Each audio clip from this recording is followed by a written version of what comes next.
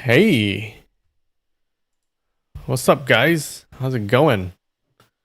What's up, Wing Chun? Number one again. Good job. What's up, Benjamin? How's it going? Hey, Lush. Nice of you to join. What's up, Casey? How you doing today? All right, let's get started. I think I can do Wordle super fast today. I can feel it.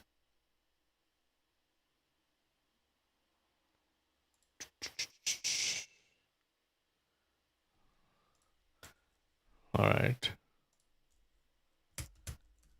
Hey. Oh. Oh. Hmm. MT. T. Ter. Mer. Mirth. Mirth. Is that a word?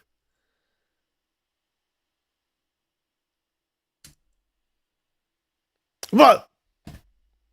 Ah! Did you see that? I knew it. I had a feeling.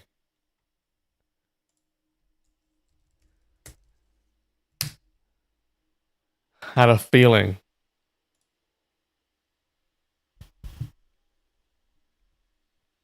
Mirth definition. It's like a happy feeling, I think.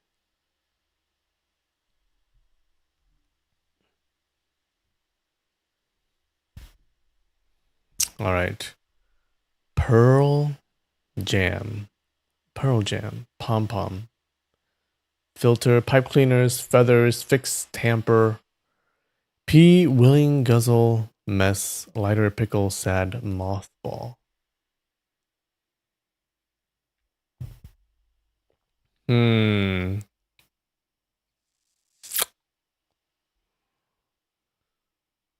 Pipe cleaner. What? A pipe cleaner? A filter? Tamper. A jam.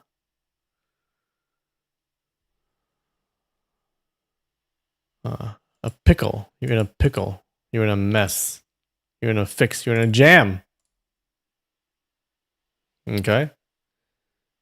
P. Willing. Lighter. Sad. Sad. Sad.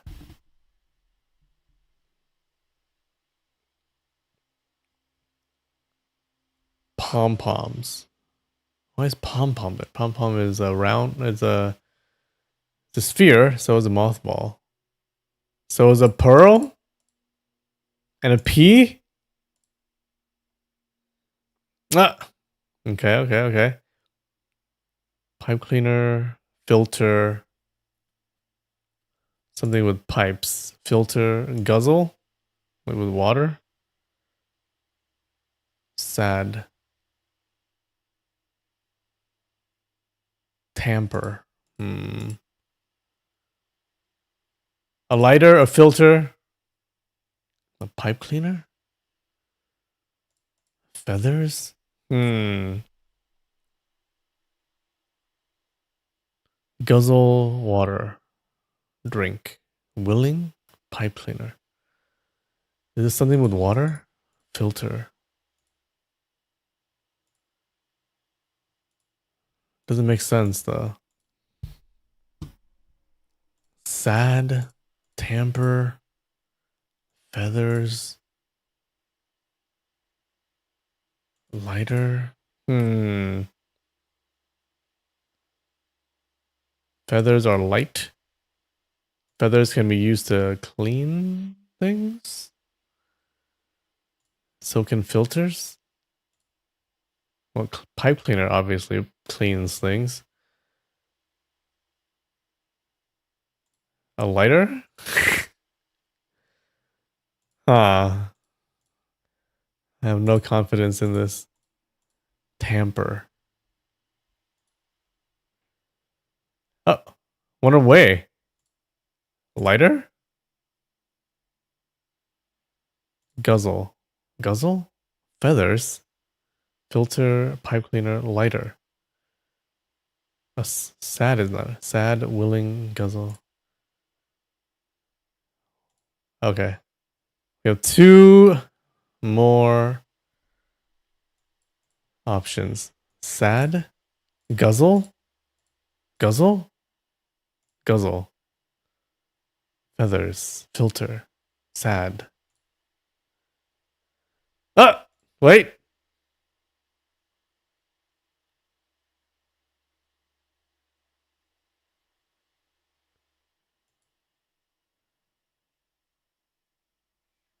The tamper and lighter.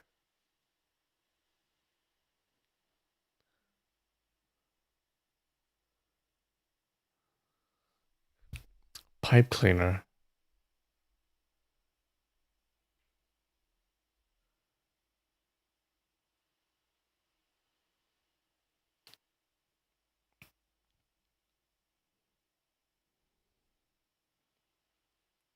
Must be tamper and lighter.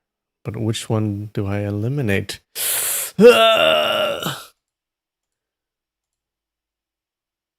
Tamper, lighter, tamper, lighter. Filter. I feel like not pipe cleaner. A lighter, a filter, feathers? Ha!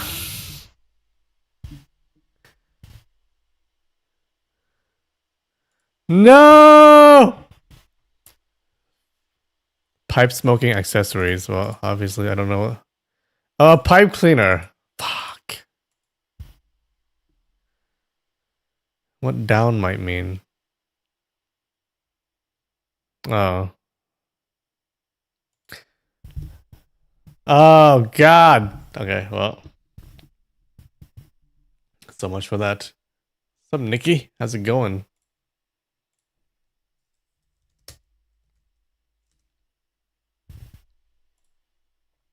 All right. Hopefully we fare better here. Better. Better. Light. Pipe. Good. Great.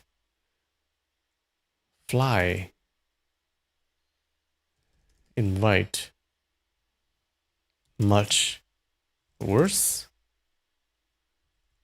Quite. Computer. Oh, go.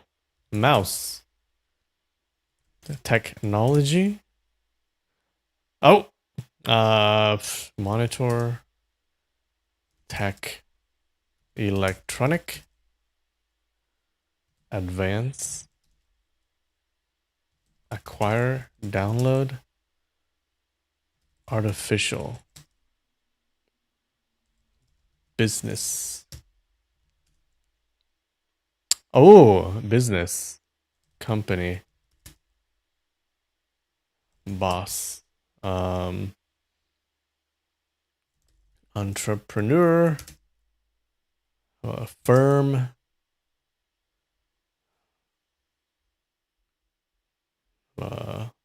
Conglomerate. Merger. Sales. Marketing. Marketing. How about an agency? Sales, hey? Sale. Sell. Sell. How about advertising? Ad. Advertisement.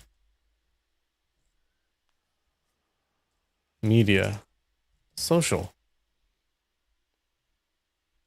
Corporation.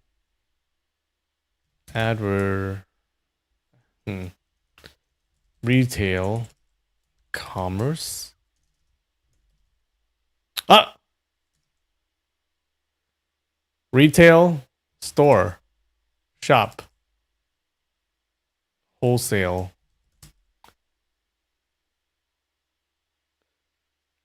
Buy. Salesman? No. Purchase. Retail. Shop. Specialty. Customer. Transaction. How about a client? Retail, customer, clerk, manager, promotion.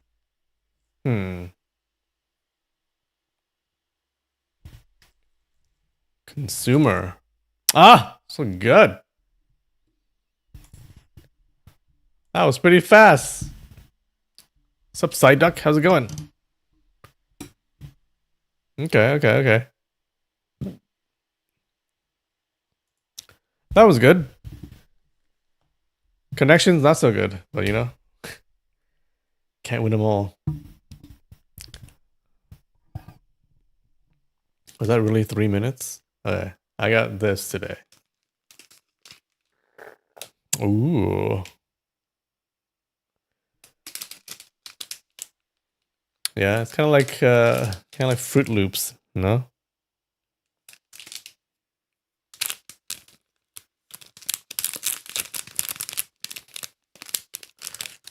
All right, what's better, Fruit Loops or Twizzlers?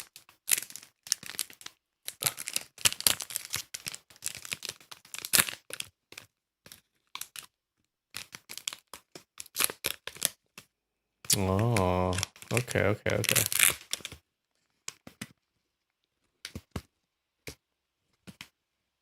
All right, let me show you guys. Oh.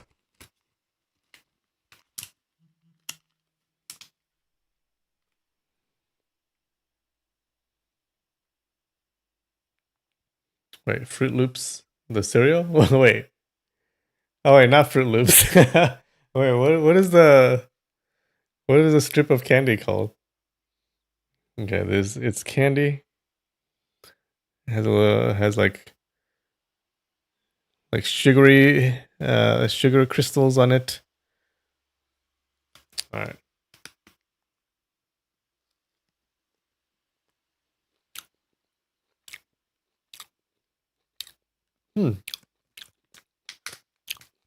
It's sour. Sour and sweet. But mostly sour. Oh, it's pretty good.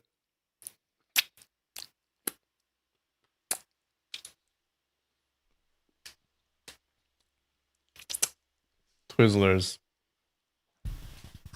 Let's get oh, fruit by the foot. Is that what it's called? Oh my god.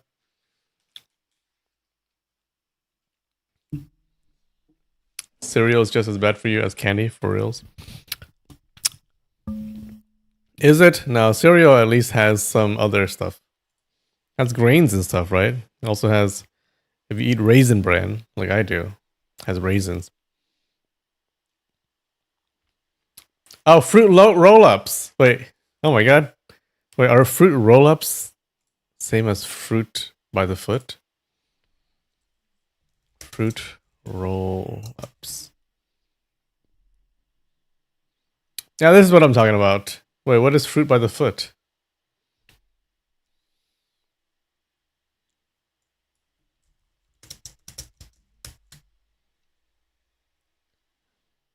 It's the same thing. Wait. Fruit by the foot versus fruit roll-up.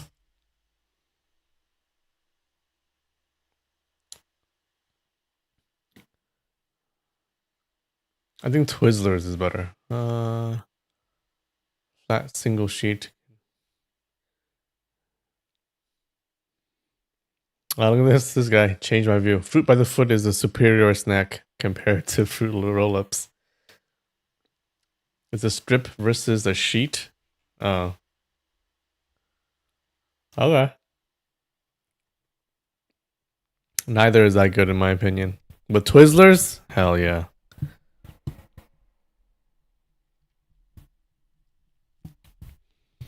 Sour gummies are good too.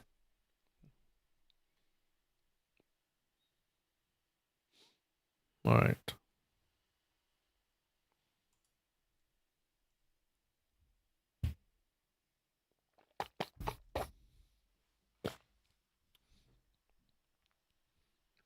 All right, ready?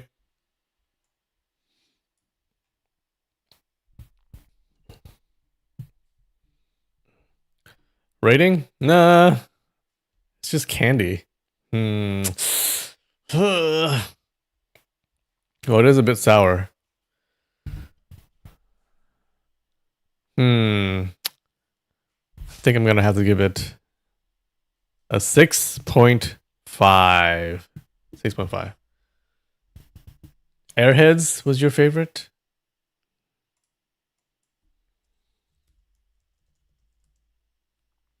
Zero Crunch, yeah.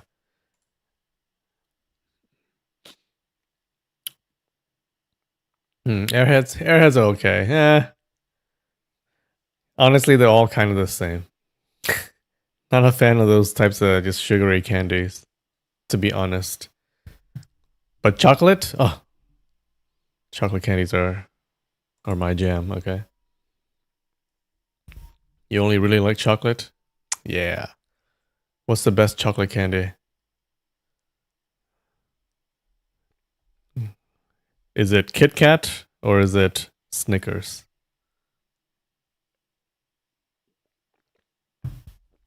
Between Kit Kat and Snickers, what is the best? It's tough. They're very close. They're very close. But I feel like I think I'm gonna have to go with I don't know. Gonna have to go with Kit Kat, I think.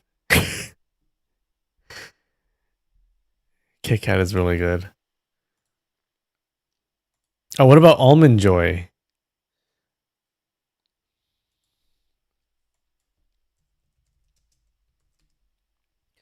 Yeah, I feel like Almond Joy is really good because I like coconut.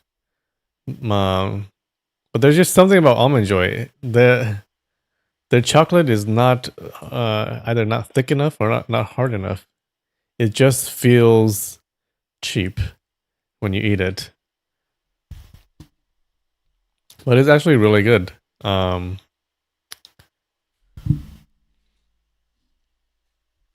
I like the Almond Joy if it didn't have the texture of coconut shreds. What's wrong with coconut shreds? It's really good.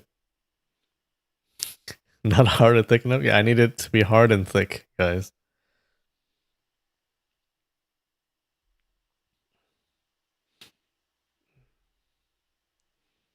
Um, what's the point of mounds? Almond Joy is better in every single way. What's the point of mounds? Yeah, it's just a mound with an almond. Who doesn't want another almond? Rocky Road is really good. You guys know Rocky Road? The chocolate bar. Yeah, it's cashews and marshmallows.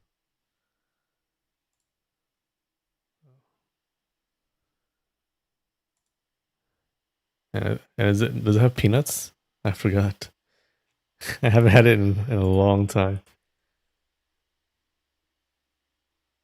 Rocky Road chocolate bar ingredients.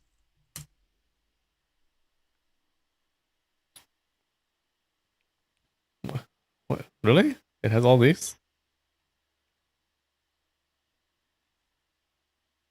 Rocky Road chocolate bar. No, no. It's just roasted cashews and marshmallow. Oh, that's so good. You never had almond joy? Ah,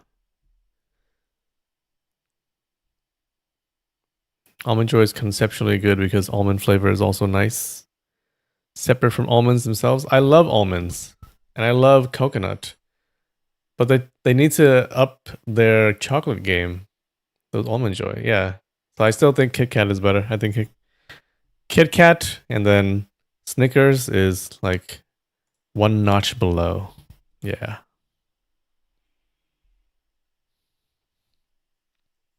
Almonds are blah? How dare you? What other candies? chocolate bars. Okay, maybe. What am I missing? Oh, another one that's good is what's that Hershey bar with peanuts? I like peanuts too.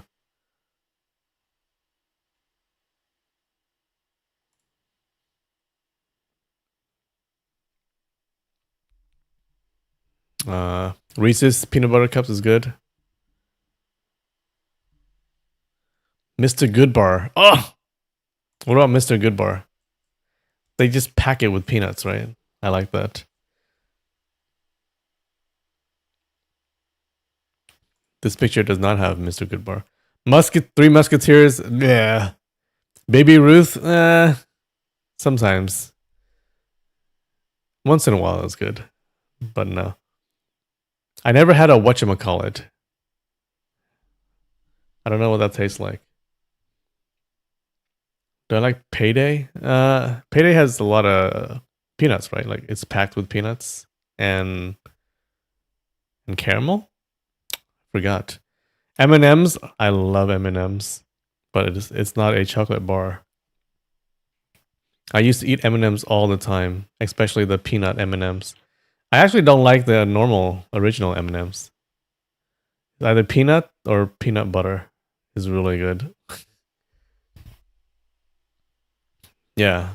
I ate this in class when I was in university all the time.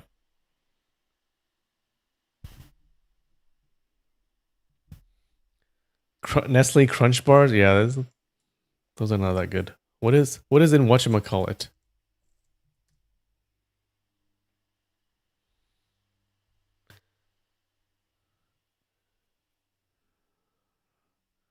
What is in there?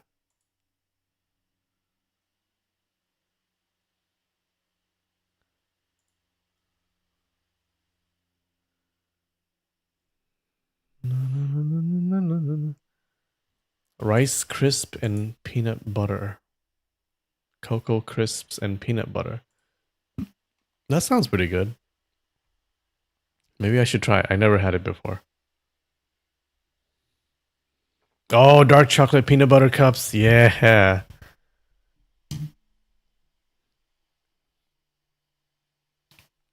After careful consideration, Thin Mints are the best chocolate? What? Thin Mints are okay. I like mint, but like it's so boring.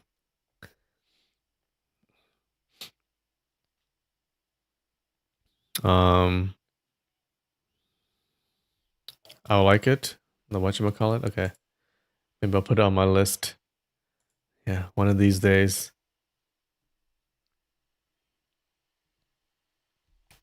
Why did they make the peanut butter cups fall apart so easily? I hate that. It's always a pain eating that. It gets everywhere. I like my candy clean, okay? With no crumbs.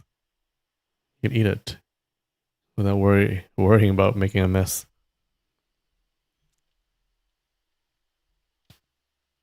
If I like chocolate and peanut butter, I'll like that. Okay. All right. Anyways, what are we doing? All right. The edges are so strong, the middle sags out of a Reese's cup. Why don't they support the middle more? Just support the bottom. Just add another layer of chocolate. It'll be perfect.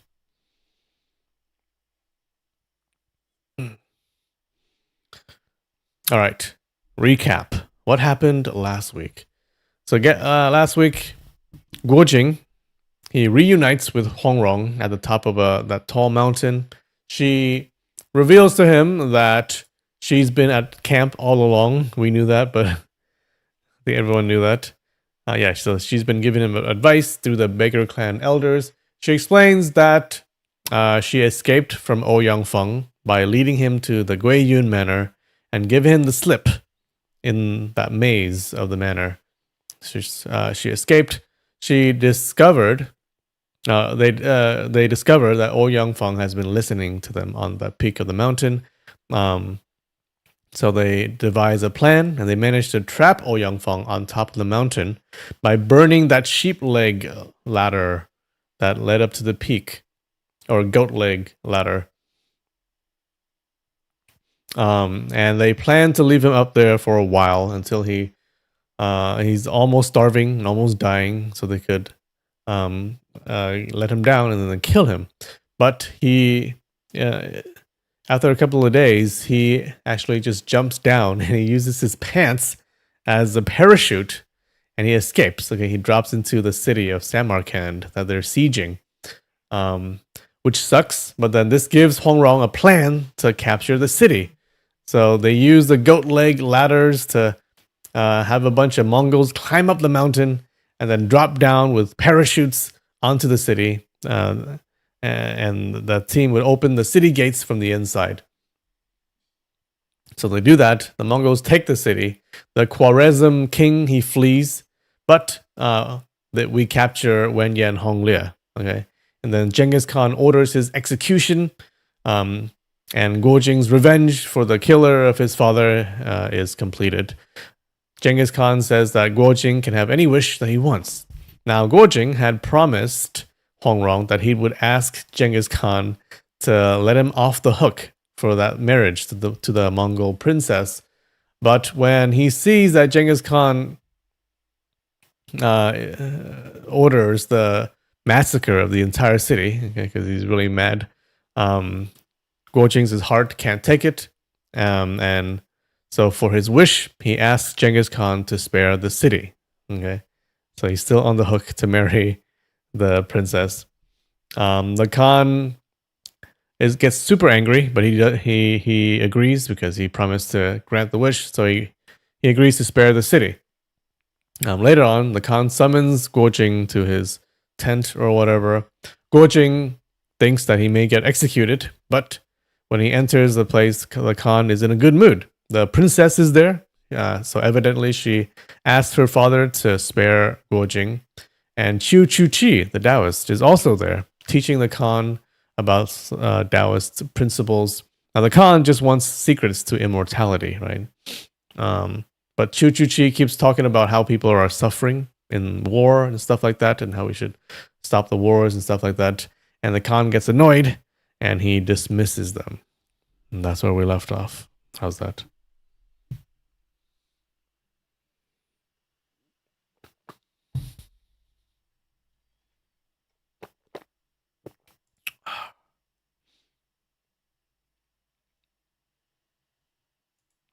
All right.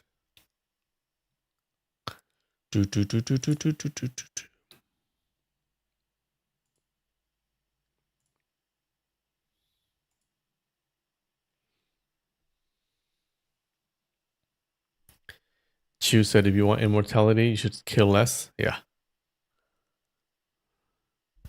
Yeah. Genghis Khan's not going to like that. All right. Chapter 38, Part 1.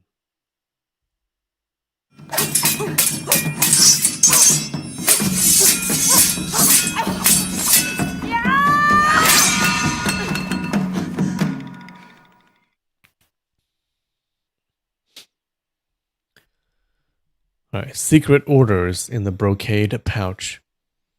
Guo Jing escorted Qiu Chuqi and his 18 disciples, Li Qicheng, Yin Jiping, Xia Jicheng, Yu Jiku, Zhang Jishu, Wang Jiming, Song Dufang, and others out of the palace.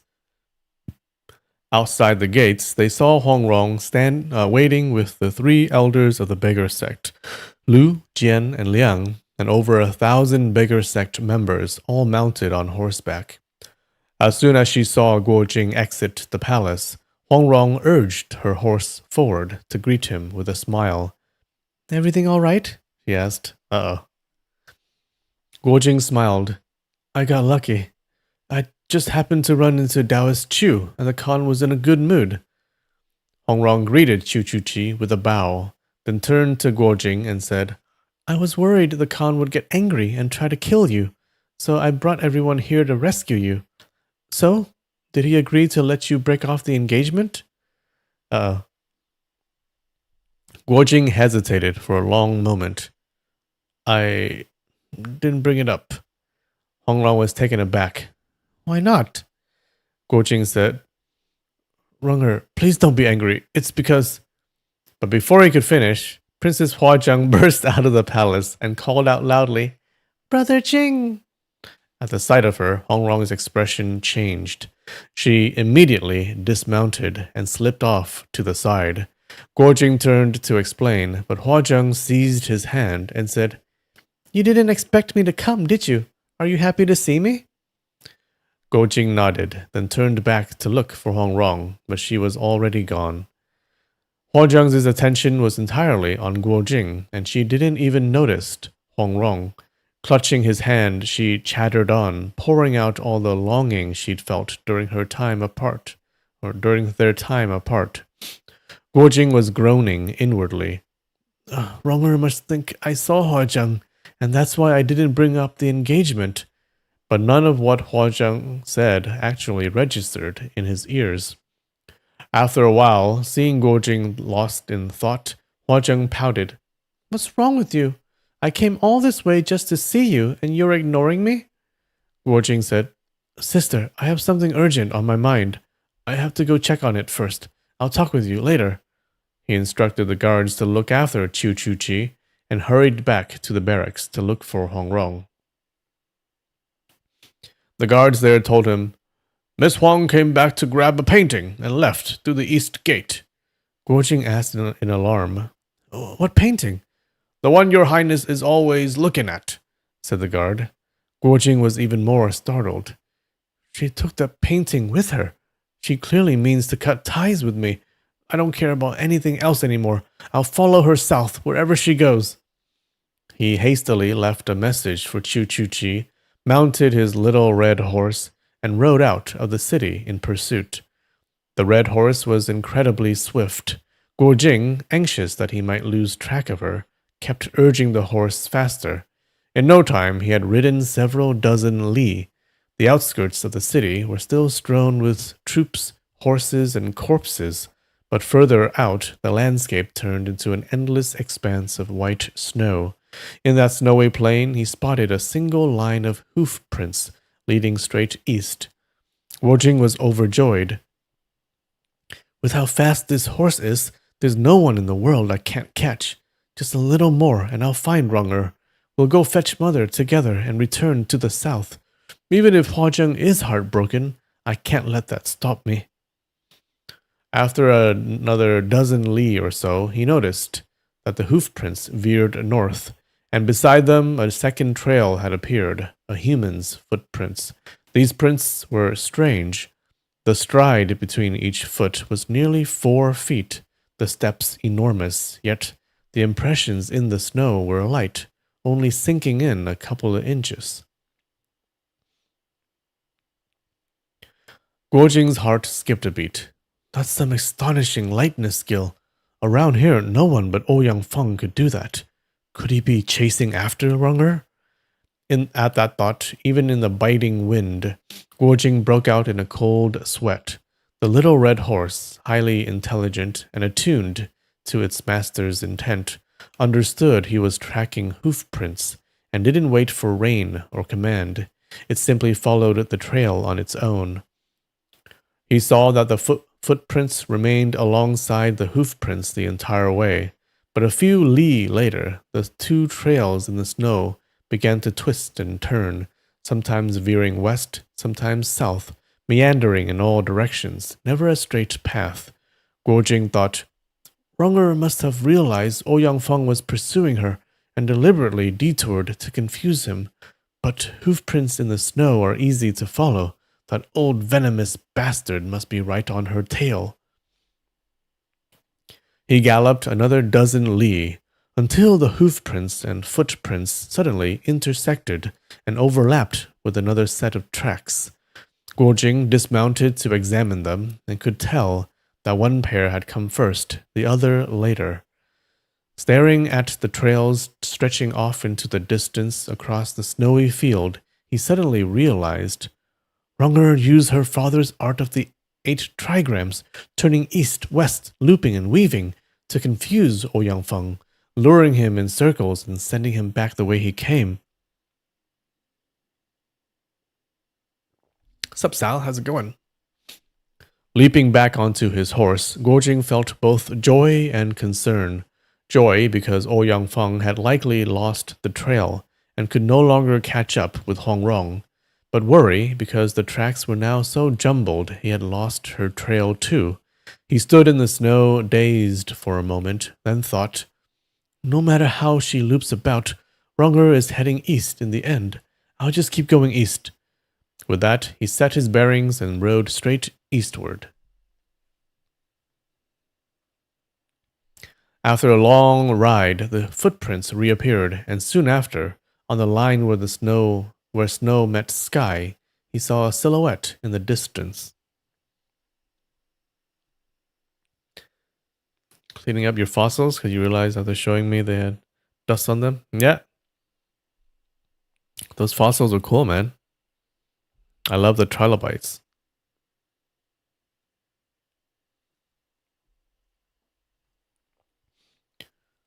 Guojing spurred his horse toward it and saw from afar that it was Ouyang Feng.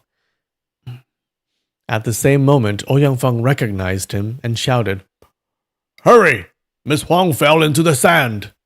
Guojing was shocked. He squeezed with his legs, and the little red horse shot forward like an arrow.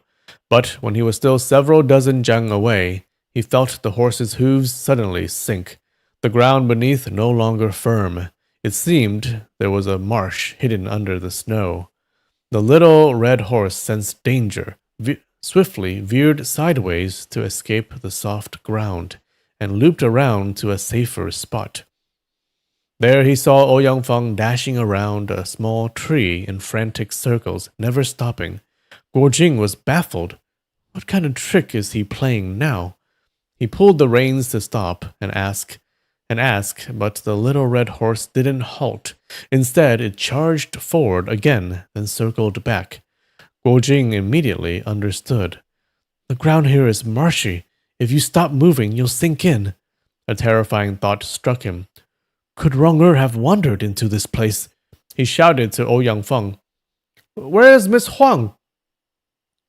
Ouyang Feng, still circling non-stop, called back. I followed her hoofprints and footprints all the way here, but they vanished at this spot. Look! He pointed toward the little tree as he spoke. Guojing rode closer and saw a golden ring hanging on a tree branch. As the little red horse dashed past the tree, Guojing stretched out his hand and grabbed it. It was the hair ring Hongrong used to tie her hair. His heart nearly leapt out of his chest. He reined the horse around and galloped eastward. After riding about a li, he spotted something gleaming in the snow. Leaning down from the saddle with his long arm, he picked it up. It was the gold-inlaid pearl flower that Hongrong always wore at her collar. His anxiety only deepened, and he shouted, Runger! Runger! Where are you? He looked as far as the eye could see, but the endless expanse of white showed not a single moving speck. He galloped several more li before suddenly seeing a black sable cloak spread over the snow to his left, the very same one he had gifted her in Zhangjiakou. He had the little red horse circle urgently around the cloak and shouted, Runger! His voice carried far across the snow, but with no mountains nearby, not even an echo returned. Guojing was frantic, on the verge of tears. A moment later, Ouyang Feng arrived, panting, and said, I need to rest on a horse for a bit. Then we can look for Miss Huang together. Guojing snapped angrily. If you hadn't chased her, she wouldn't have run into this marsh in the first place. He clamped his legs, and the little red horse leapt forward like an arrow. Ouyang Feng flew into a rage. With 3 bounds, he landed behind the red horse and reached out to grab its tail. Guojing hadn't expected him to move so fast. He struck backward with a move called Divine Dragon Swings Its Tail. His right palm met Ouyang Feng's hand, both striking with full force. Hopefully this isn't the swamp of sadness. Ouyang Feng's palm pushed Guojing clear off the saddle. Guojing's body lifted into the air, but the red horse charged forward, and he managed to press his left palm against its hindquarters and vault himself back onto the saddle. Ouyang Feng, however, staggered back 2 steps. Due to the force of Guojing's counter, his landing was heavy, and his left foot plunged into the mud, sinking all the way to the knee. Uh-oh.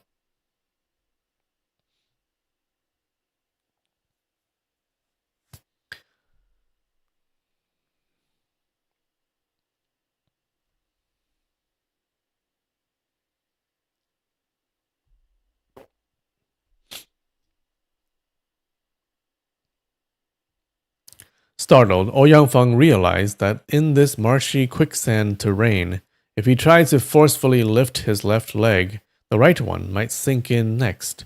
He could end up sinking deeper and deeper, and no matter how great his martial skill, he might never escape. Is this how he dies? I hope not. I want to see him practice the fake martial arts.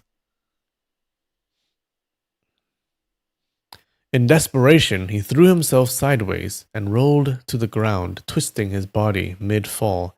At the same time, his right leg kicked high into the air.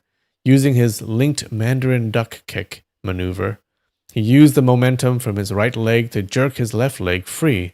Mud and sand sprayed outward, and his foot came loose from the pit. He still needs to be saved the 3rd time? True. He scrambled to his feet, and in the distance, he heard Guojing shouting, "Wronger! Wronger!" Man and horse were already over a li away. The little red horse galloped steadily. It looked like they had already made it out of the marsh. Ouyang Feng immediately chased after them along the hoof prints. But the farther he ran, the softer the ground beneath his feet became. It seemed that at first he had skirted the edge of the marsh, but now he had stepped into its center. He had already suffered 3 humiliating defeats at Guojing's hands, most recently stripped naked and humiliated before tens of thousands of people. Others might admire his martial prowess, but to him it was the shame of a lifetime. Now that he had encountered Guojing alone, he couldn't miss this golden opportunity for revenge, even at great risk. And besides, Wang Rong's fate was still unknown. He couldn't walk away without resolving that either. With that, he gathered his internal energy and raced forward with lightness skill.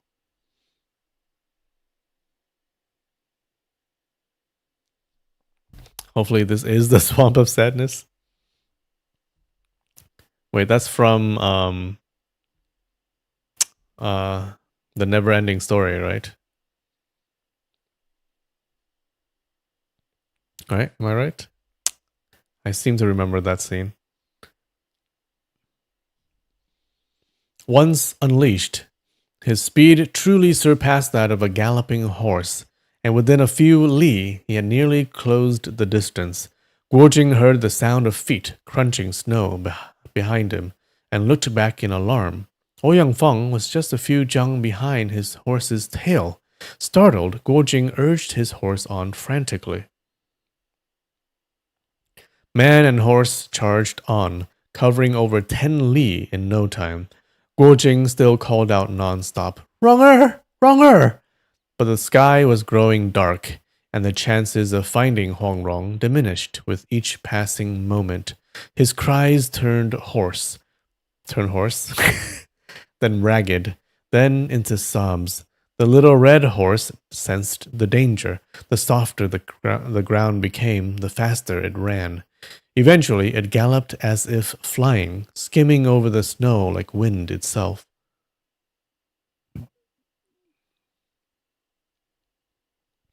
This was a Fergana horse of legendary stamina, and even with Ouyang Feng's incredible speed, the prolonged chase wore him down.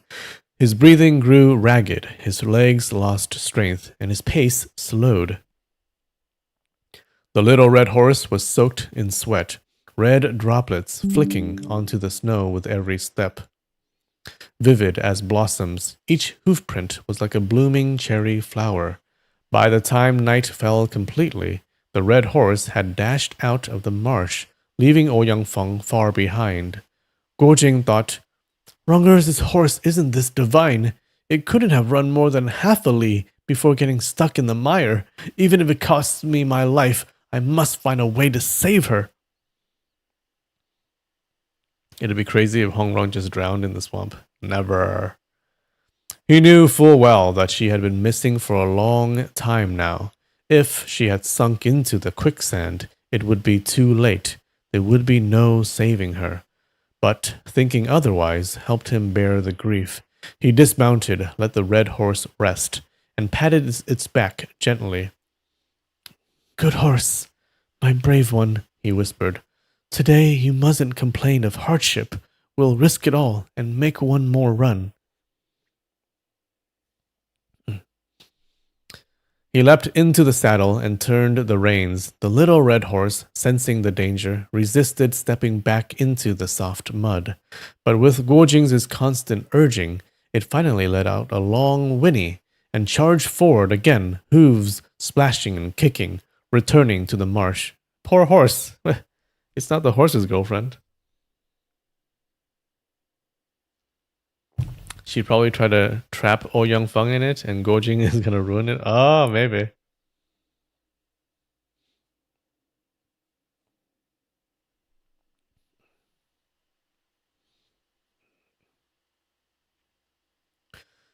It knew the road ahead was long and deadly, yet surged forward with even greater speed. As they were rushing forward, a sudden cry rang out. Help! Help! It was Ouyang Feng. Oh no, I'm gonna have to save him for a third time. Oh, do you guys know how to get out of quicksand? Apparently, there's a way to do it. You can't just like try to swim out. You just sink in more. But apparently, you're supposed to try to lie down horizontally and kind of roll if you can. Just kind of roll. Yeah, you gotta distribute your weight across the sand. And then you roll towards safety. Apparently. That's what I heard. I haven't tried it yet. But when I do, I'll tell you guys, okay?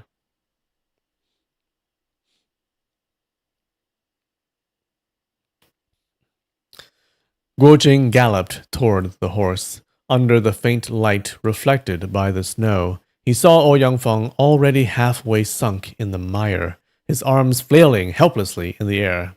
Ouyang Feng doesn't know. The mud and sand rose steadily, now up to his chest. Soon it would reach his mouth and nose. Suffocation and death were moments away. Seeing this wretched scene, Guo Jing thought of Huang Rong. Surely she had struggled just like this at the end. A rush of hot blood surged in his chest. For a moment, he nearly jumped off the horse to join him in the mire. Ouyang Feng cried, Save me! Guo Jing gritted his teeth. You killed my teacher, and now you've killed Miss Huang. You think I'll save you? Never! Ouyang Feng shouted angrily. We made a pact with palm strikes. You swore to spare me 3 times. This is the 3rd. Are you going to break your word? Guo Jing's eyes filled with tears. Miss Huang is already gone. What use is our pact now? Ouyang Feng burst into a stream of curses. Guo Jing ignored him and spurred his horse away. After riding several dozen zhang, he still heard Ouyang Feng's desperate screams echoing faintly behind him. His heart finally softened. He sighed and turned his horse around. When he arrived, the mud had already swallowed Ouyang Feng up to his neck. Guo Jing said, Fine, I'll save you. But if the horse carries both of us, it'll be too heavy and sink into the mire. Ouyang Feng replied, Use a rope to drag me. Guo Jing had no rope. Thinking quickly, he took off his long outer robe, gripped one end, and galloped the horse past Ouyang Feng's side. Ouyang Feng reached out and grabbed the other end. Guo Jing squeezed his legs together and gave a loud shout. The little red horse leapt forward with all its might. With a squelch, Ouyang Feng was yanked clean from the soft sand and dragged across the snow. Had they turned east, they could have soon exited the marsh, but Guojing was worried sick about Huangrong. How could he leave just like that? He turned the horse westward instead. Ouyang Feng lay flat on his back, sliding over the snow, seizing the chance to catch his breath and circulate his qi. The little red horse galloped mightily, hooves pounding. Before daybreak, they had already crossed the marsh again. Scattered hoof prints dotted the snow. It was Huangrong's trail from earlier. But though the tracks remained, the person was gone. Where now was her fragrant soul? Where now was her fragrant soul? Okay. Guojing leapt down and stood staring blankly at the tracks, pain welling in his chest. He forgot all about the enemy behind him, standing there in the snow, left hand holding the reins, right hand clutching the sable cloak, eyes staring into the distance, thoughts adrift. Suddenly, he felt a faint touch on his back. Alarmed, he tried to turn, but it was too late. Ouyang Feng's palm had already landed squarely on the Tao Dao acupoint at the center of his back. Ah, this motherfucker. That day in the quicksand pit, Ouyang Feng had been subdued in the same way by Guo Jing. Now, turning the tables with the same move, he couldn't help but burst into gleeful laughter. Guo Jing, heartbroken as he was, had already abandoned all concern for his own life. He said calmly, "If you're going to kill me, just do it. I never made any vow asking you to spare me." Ouyang Feng was stunned. He had planned to thoroughly humiliate Guo Jing before killing him, but now, hearing him so ready to die, he understood. This foolish boy loved that girl deeply.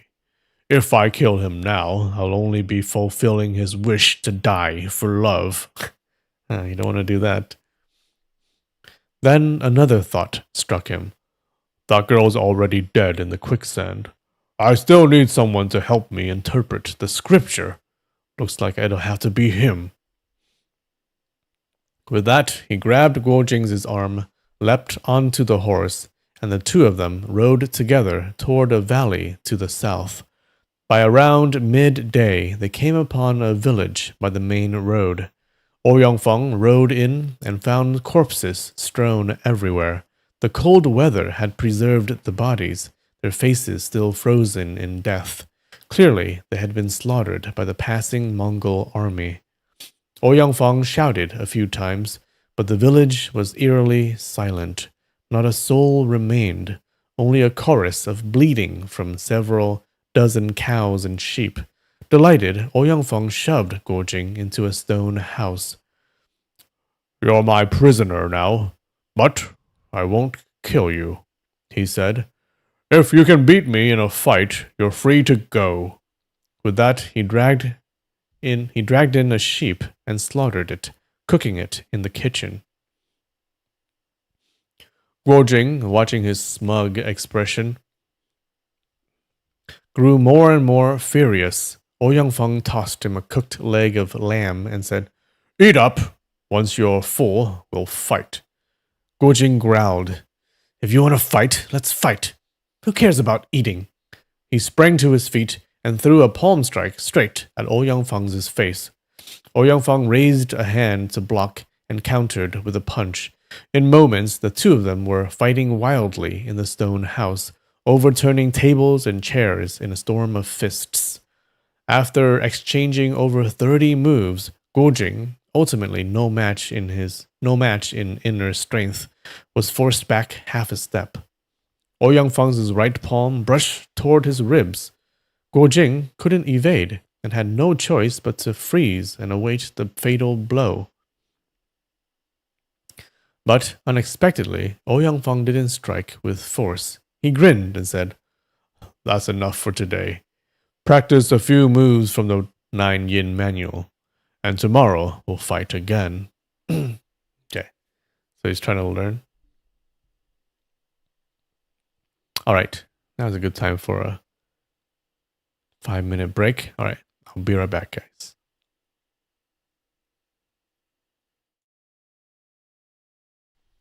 All right, and we're back. Guojing spat and sat down on an overturned stool, grabbing a lamb leg and biting into it. He wants to see how I practice techniques from the manual, hoping to observe and learn from the side. I'm not falling for that. If he wants to kill me, let him. That palm swipe just now. How should I counter it? He combed through all the fist and palm techniques he'd learned, but none could resolve that move, until he recalled a subtle technique from the manual called floating cotton force. It seemed that this might dissolve that swipe as if it never landed. If I practice it myself, even if he watches, he won't be able to learn it, he thought. After finishing the lamb leg, he sat cross-legged on the ground and focused on the incantations from the manual.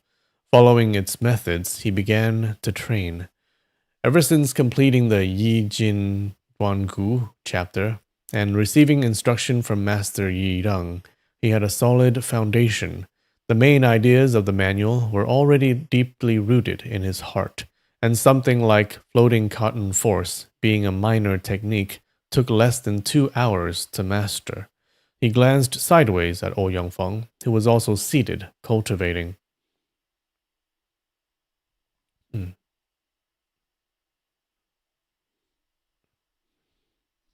Guojing suddenly shouted, "Watch out!" Before he was even fully upright, his palm was already slashing out. Ouyang Feng raised his palm to block. As their hands clashed, he repeated the same swipe toward Guojing's ribs. But, to his surprise, his palm slipped away at an angle, unable to connect. His body tilted slightly forward against his will, and Guojing's left palm followed smoothly, chopping toward his neck. Startled and pleased, Ouyang Feng surged forward to dodge the chop, turned, and shouted, "Excellent move! Is that from the manual? What's it called?" Guojing replied, "Cha-cha yi tui, ai mo chin er." Ouyang Feng blinked, then realized it was one of the manual's strange phrases. "This dumb kid is all bull-headed resolve. I'll need tricks to coax it out. Force won't work." He shifted his stance and resumed fighting. The two kept battling. Whenever Guojing lost, he'd stop and switch to practicing a new move. That night, Guojing lay down calmly to sleep, while Ouyang Feng lay in constant vigilance, afraid Guojing might ambush him or flee in the dark. So the two lived in that stone hut for over a month, eating through nearly half of the village's cattle and sheep. It was as if Ouyang Feng were forcing Guojing to train. With his deep martial expertise, Ouyang Feng could tell the difference before and after each of Guojing's training sessions, and from that he gleaned some of the manual's core concepts. What Ouyang Feng just stayed awake for an entire month. But when he tried to compare it with the actual text he possessed, it still made no sense. The deeper he thought, the more confused he became. First frustrated, he pressured Guojing even harder, and the result was that Guojing's skills progressed by leaps and bounds in just over a month. Ouyang Feng grew secretly anxious. If this keeps up, I still won't understand the manual's secrets, and I might not even be a match for this dumb kid when we fight for real. At first, Guojing was driven by resentment, but over time, the thrill of defeating his enemy took over, and he resolved to fight Ouyang Feng to the end, to kill him with true skill. He knew it would be immensely difficult, but his determination never wavered. As his fury cooled, his will only grew stronger. One day, he found an iron sword beside a frozen corpse in the village. He began rigorous weapons training and began sparring with Ouyang Feng, using sword against staff. Ouyang Feng had originally used a serpent staff, but it had sunk into the sea during his battle with the nine-fingered divine beggar. Later, he forged a new steel staff and entwined another strange serpent around it. But that too had been lost when he was trapped in the frozen pillar, and Liu Youjiao took it and destroyed it. Now he used only an ordinary wooden stick, no snake to bolster its power. Even so, his techniques remained mysterious and ever-changing, repeatedly knocking Guo Jing's sword out of his hands. If he still had that serpent staff, Guo Jing would have been even more outmatched. He heard the sound of Genghis Khan's great army returning eastward, shouts of men, neighs of horses, resounding for days without end. Yet he and Ouyang Feng remained deep in their intense duel, paying it no mind. That night, once the final troops had passed, a deep silence fell outside. Guo Jing stood upright, sword in hand, thinking, "Though I can't defeat you tonight, your wooden staff can no longer knock my sword away." Eager to test the new technique he had mastered, he waited quietly for his opponent to strike first. Suddenly, a loud shout came from outside the hut. "Wicked thief! Where do you think you're running off to?" Clear as day, it was the voice of the mischievous elder Zhou Bo Tong. All right, he's back. Guo Jing and Ouyang Feng looked at each other in shock. How did he end up all the way out in the western regions too? They both wondered. Before either could say a word, they heard footsteps. Two people rushing toward the stone hut, one ahead and one behind. Though the village had many houses, only this stone hut had a light burning. Ouyang Feng waved his left hand, sending out a blast of internal energy that instantly extinguished the flame. Just then, with a creak, the door was pushed open. One person darted inside, chased by another. It was, of course, Zhou Bo Tong. From their footsteps, both were shockingly swift. In fact, the one being pursued seemed to have martial arts equal, or nearly equal, to Zhou Bo Tong's. Ouyang Feng was deeply alarmed. This man can actually escape from the old imp's clutches. In the world today, there are few with that level of skill. If it's Huang Yaoshi or the nine-fingered divine beggar, then this old venomous one could be in real trouble. He immediately began calculating a way to escape. The man in front vaulted up and perched himself on the beam. Zhou Bo Tong laughed. "Ha ha ha ha! Playing hide and seek with me, huh? Nothing makes the old imp happier, but don't you dare slip out again." In the dark, they heard him shut the door and drag over the large stone by the entrance to block it. Then he called out, "Hey, stinking thief! Where are you?" As he spoke, he paced around the room, pretending to search blindly. Guo Jing was just about to speak up and point out that the man was on the beam, when Zhou Bo Tong suddenly leapt high and, laughing loudly, lunged toward the ceiling beam with both hands. It turned out he had heard the man jump up earlier and had only pretended to fumble about in the corner to lull him into a false sense of security before launching a surprise attack. Who do you guys think it is? But the man on the beam was no slouch either. Before Zhou Bo Tong's fingers could reach him, he flipped down in a somersault and landed in a crouch at the north side of the hut. Zhou Bo Tong kept up his rambling nonsense, but in his heart he was wary. He kept his ears sharp for the man's movements, not daring to charge in recklessly. In the stillness of the night, he faintly heard 3 people breathing. So the extinguished light was no coincidence. There really are others here. But why the silence? Maybe they're scared stiff, he thought. He called out, Don't worry, friend. I'm just here to catch a little thief. Once I've got him, I'll be on my way. Zhou Botong knew ordinary people breathe with loud, heavy gasps, whereas skilled martial artists breathe slow and deep, light and steady. With a bit of attention, it was easy to tell them apart. But now, as he strained his ears, he could tell that the three people to the east, west, and north all had calm, measured breaths. Zhou Botong was greatly startled. Well, well, he muttered. So the thief has backup hidden in here. Guo Jing had been about to speak up and greet him, but now he thought, Ouyang Feng is lurking nearby, and the one brother Zhou is chasing is clearly formidable. It's better not to reveal myself yet. I'll wait for the right moment to help.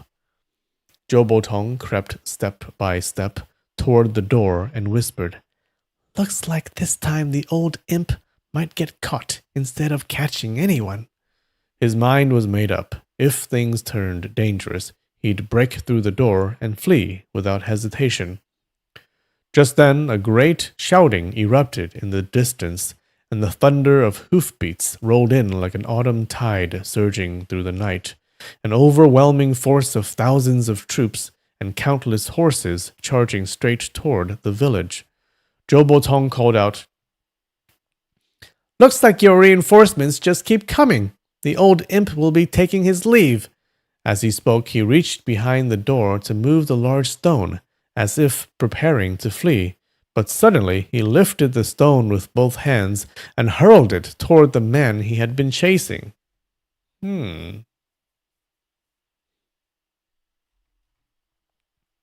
That stone was no small weight.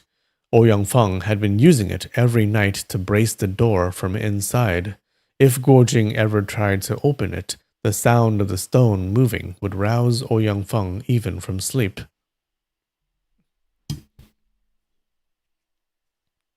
If that stone was so heavy, can't you just break through the wall of the place? Hearing the sharp gust of wind behind the stone, Ouyang Feng instantly thought,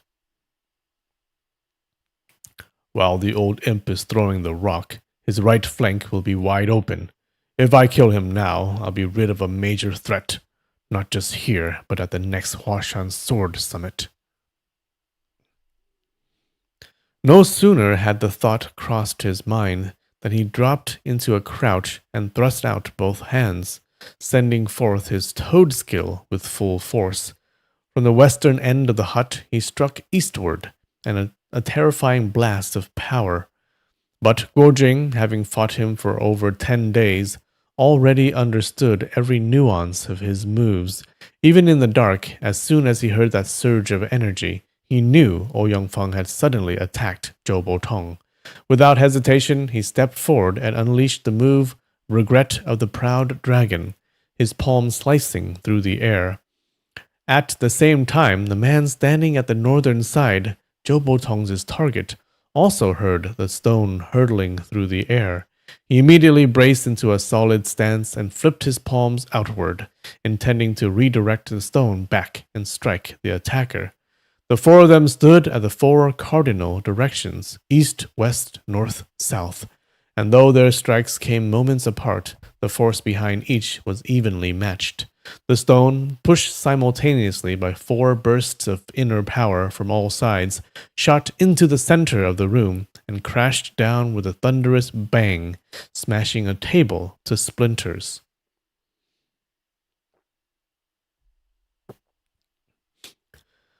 The deafening explosion shook the whole hut.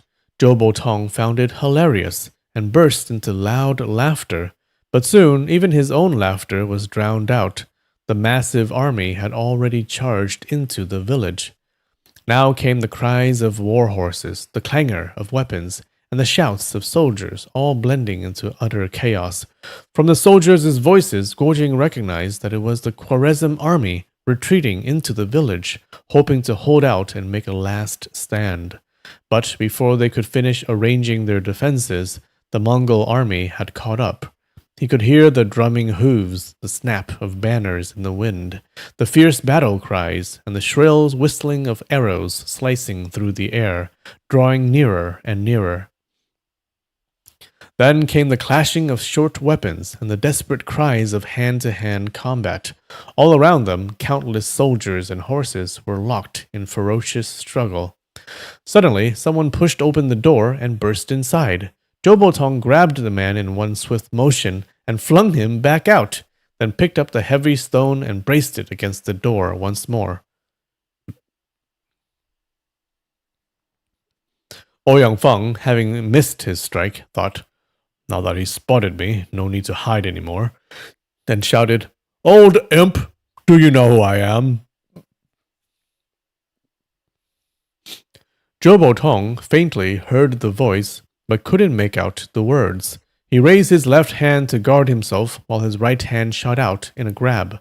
Ouyang Feng hooked his right hand around Zhou's wrist and slapped out with his left palm. Zhou Botong received the blow and cried out in surprise, "Old Venom, you're here?" His body swayed as he dodged left, twisting his torso aside. Just then, the man to the north seized the opening and struck fiercely at his back. Zhou Botong swung his right hand toward Ouyang Feng in attack, while his left fist shot backward to block the strike, thinking, "I mastered the left-right mutual combat technique on Peach Blossom Island, but I have never had a chance to use it against two masters at once. Though today's situation is urgent, it's a perfect chance to test my skill." Just as his fist met the incoming palm, Guo Jing lunged in from the east. His right hand parried Zhou Botong's fist, and his left hand took the brunt of the incoming strike in his place. All three cried out at once. Zhou Botong shouted, "Brother Guo!" The other man shouted, "Guo Jing!" And Guo Jing shouted, "Qiu Qianren!" Ah, Qiu Qianren. I think this is where Qiu Qianren dies. No? Back at the Pavilion of Mist and Rain, Zhou Botong had dueled with masters. He was terrified of venomous snakes, and when he saw no way of escape, he had lain flat on the rooftop and covered himself with roofing tiles, layering them tightly over his body. Not only did the soldiers' arrows fail to strike him, but Ouyang Feng's green snake never slithered up to bite him either. By the time the morning sun burned through the mist, the snake formation had been withdrawn, and everyone else had gone. Bored and wandering aimlessly for months, one day a beggar sect disciple delivered a letter to him. It was from Huang Rong. In it, she reminded him of his promise. No matter what she asked, he had to obey.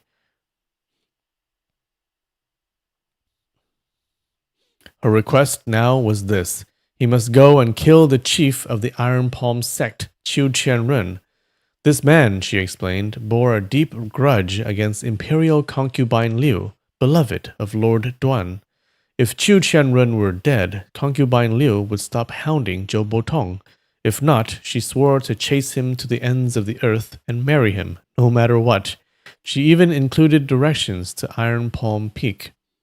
Zhou Botong recalled that promise. No matter what she asked, I must obey. He really had said that to Huang Rong. And besides, that old Qiu Qianren fellow was a traitorous collaborator with the Jin Empire, hardly a good man. Killing him would be no loss to the world. As for that cursed entanglement with concubine Liu, he'd carry that guilt all his life. He felt he owed her too much. Since she had a vendetta against Qiu Qianren, it was only right for him to step in, and if it meant she would stop pestering him, then all the better. So he made his way to Iron Palm Peak. When Zhou and Qiu finally clashed, they were evenly matched at first, but once Zhou Botong used his left-right mutual combat technique, Qiu Qianren couldn't hold out and was forced to retreat. In a contest between experts, once one party yields, the match is usually over. But Zhou Botong refused to let him go.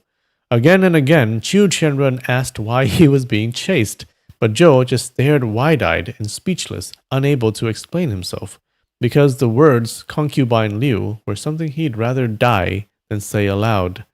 The two had been trading blows and playing cat and mouse, chasing and fleeing, their path growing ever more distant. Zhou Botong's martial arts were slightly superior to Qiu Qianren's, but killing him was no easy feat. Qiu tried every trick he knew to shake him off, but to no avail. In the end, he thought desperately, "If I flee to the harshest, most desolate place in the far west, would he still chase me?"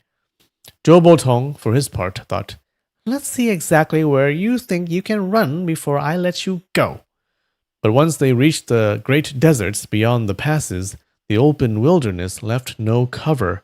Tracking him became easier than ever, and Qiu had nowhere to hide. Thankfully, Zhou Botong was a man of his word. As long as Qiu lay down to sleep, sat to eat, or squatted to relieve himself, Zhou wouldn't attack. So nice. He simply did the same. No matter what tricks Qiu tried, the old imp haunted him like a relentless ghost, never giving up the chase. Oh man, being chased by Zhou Botong is a nightmare. As they clashed wits and skill along the way, Zhou Botong actually found himself enjoying the ordeal more and more. On several occasions, he even managed to subdue Qiu, but each time he couldn't bring himself to finish the job. Then, as fate would have it, the two of them, chasing and retreating, sparring and skirmishing, blundered right into the stone house by sheer accident. By this time, Zhou Botong and Guo Jing had already realized who the other three were, but outside, the din of slaughter and chaos drowned out all the shouting, so Ouyang Feng and Qiu Qianren still didn't recognize each other. Ouyang Feng at least knew the person fighting Zhou Botong was an enemy of his, but Qiu Qianren assumed the two in the house were on the same side. Zhou, Qiu, and Ouyang were all martial masters, and after those dozen-odd days of bitter training, Guo Jing had improved rapidly. Now he could hold his own against any of the three. These four experts, locked in pitch darkness, in a tiny room barely 2 fathoms across, unable to see or hear clearly, and unable to speak freely, were like deaf, blind, and mute men suddenly thrown into a deadly match. Oh man, Guo Jing is just so good now. Guo Jing thought, "I'll block Ouyang Feng and let Big Brother Zhou finish off Qiu Qianren first. Then the two of us can take care of Ouyang Feng together." With this strategy in mind, he struck out with both palms. His right missed, but his left collided with another hand. The moment their hands touched, Guo Jing, having trained extensively with Zhou Botong on Peach Blossom Island, recognized it was him. He leapt forward to grab his arm in signal, but Zhou's childish instincts flared up. He pulled his left arm back suddenly and threw a punch with his right, landing it on Guo Jing's shoulder. Oh no! The blow lacked internal force, but Guo Jing hadn't expected it and felt a sharp ache. Zhou laughed. "Ha ha ha! Good brother! Want to test Big Brother's skills? Then watch out!" and followed with a left palm strike. "What are you doing?" Guo Jing, though deaf to his words, was now prepared and raised his arm to deflect it.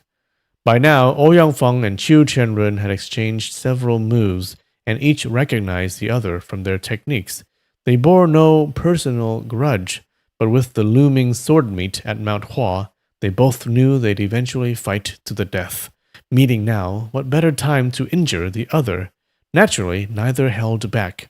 After a short bout, they both began to feel gusts of wind brushing past their faces and backs. Startled, they quickly realized it was Zhou Botong and Guo Jing crossing fists nearby. Puzzled, they thought, "That old imp's behavior is always ridiculous. Who knows what madness he's up to?" Still, they shared one thought. What a golden opportunity. In an unspoken agreement, both pressed the attack.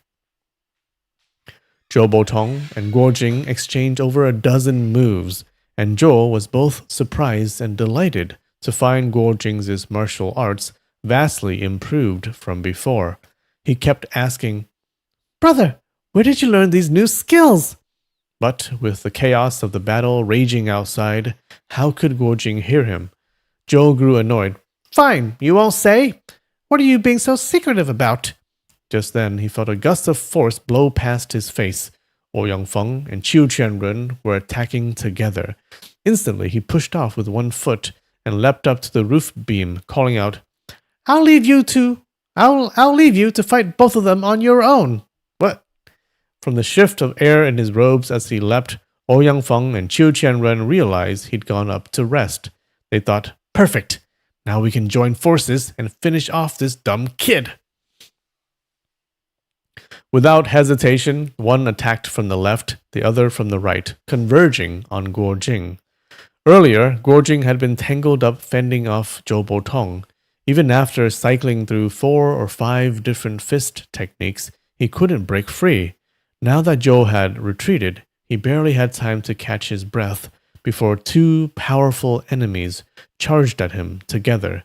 He couldn't help but curse inwardly, but had no choice.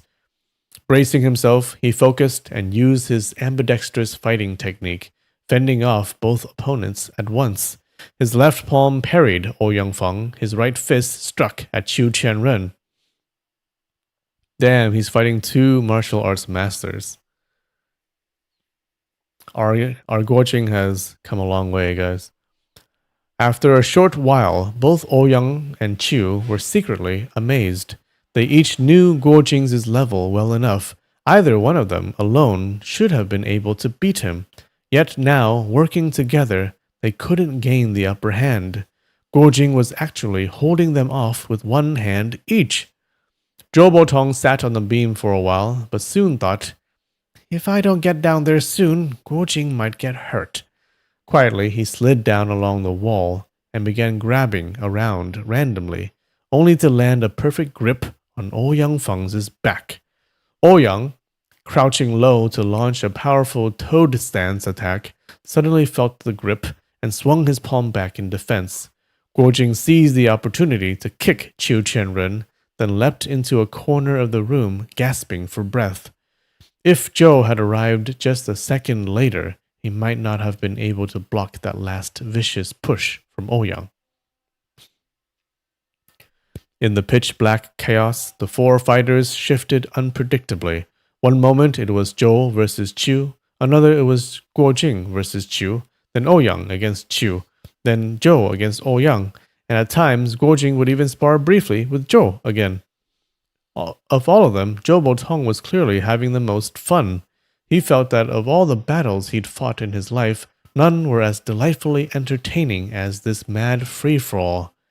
At one point, he suddenly clung to Guo Jing and wouldn't let go. "My 2 hands count as 2 enemies," he said excitedly. "Ouyang and Qiu are 2 more enemies. That makes 4. You try fighting 4 at once. Ever played this game before? Bet you haven't." Guo Jing, unable to hear anything he said, suddenly found himself under a 3-pronged assault. He had no choice but to dodge for his life. Zhou Botong cheered him on. Don't be scared! Don't be scared! I'll help if it gets dangerous." It's kind of dangerous now, no? But in this pitch darkness, even a single blow from any of them could mean death. If Zhou tried to save him after he got hit, would it even be in time? After exchanging several dozen more moves, Guo Jing was utterly exhausted, his muscles aching and his energy spent.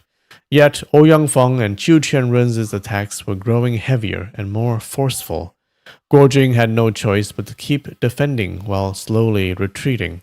He wanted to leap up onto the roof beam to take a breather, but Zhou Botong's relentless palm strikes kept him boxed in, leaving no way to escape.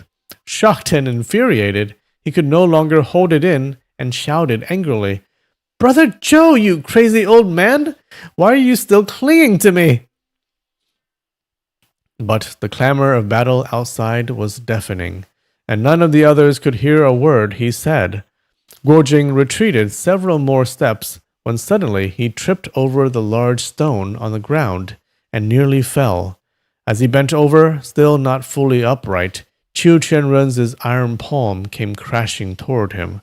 Guo Jing didn't have time to change techniques. He instinctively grabbed the stone and held it in front of his chest to block.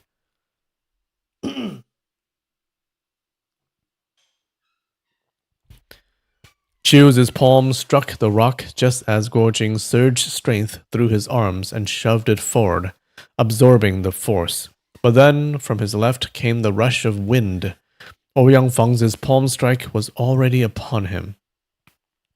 Guo Jing shouted and drove his strength through both arms, then hurled the stone upward over his head and dodged to the side. The rock burst through the roof and flew out into the open air. Bricks, tiles, and dirt rained down like a shower. Through the new hole, starlight from the night sky streamed into the room. Zhou Botong grumbled. Now that we can see, what's the fun in that? Guo Jing, at the limit of his strength, sprang up with all the power in his legs and shot out through the hole in the roof. Ouyang Feng immediately launched himself after him. All right. I think that's a good time to stop.